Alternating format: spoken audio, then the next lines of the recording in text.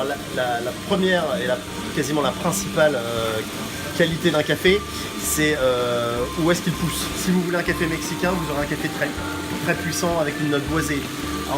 Avec un café éthiopien, vous aurez vraiment un café qui sera plus tourné vers le floral et vers les odeurs de jasmin. Sur le Guatemala, vous aurez quelque chose de plus fruité. À chaque terroir, sa propriété. Ça tend.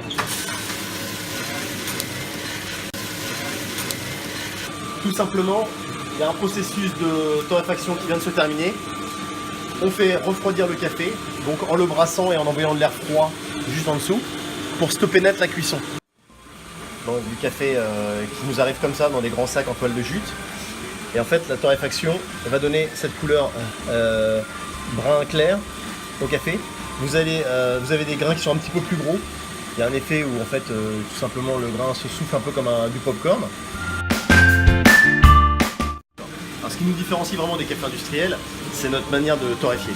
C'est-à-dire qu'on torréfie des petits volumes. On n'agresse pas le grain, c'est-à-dire qu'en 30 minutes, moi je torréfie 5 kg de café, doucement.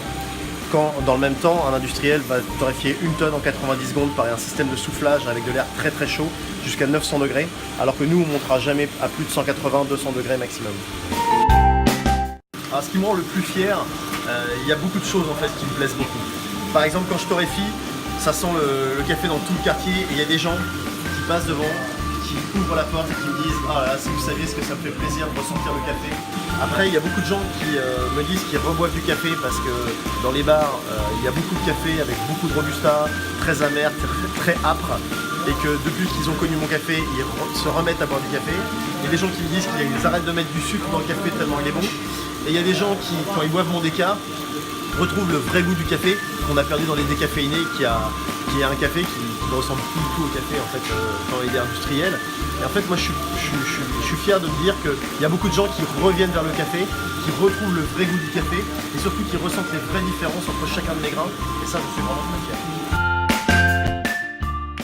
Alors ma question d'ici, c'est quelle est la variété de café qui a un goût boisé?